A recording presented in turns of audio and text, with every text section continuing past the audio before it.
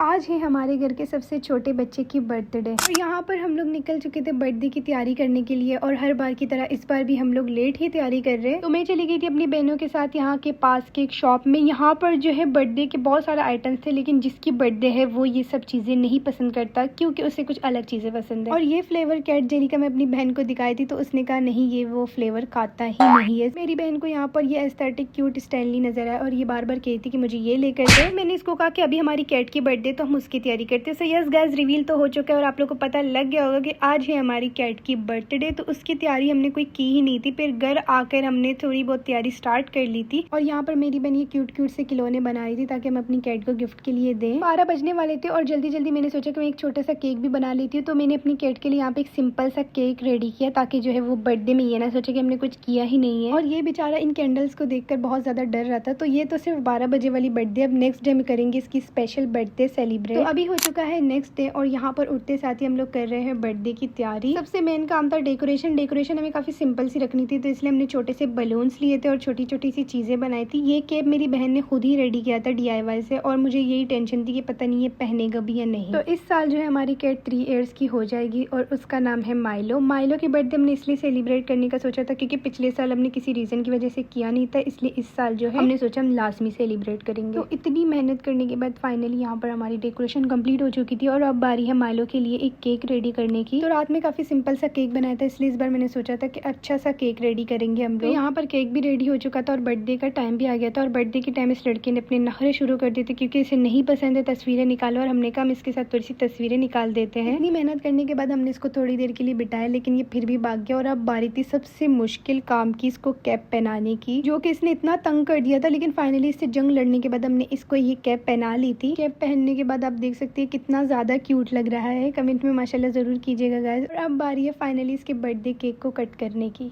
happy birthday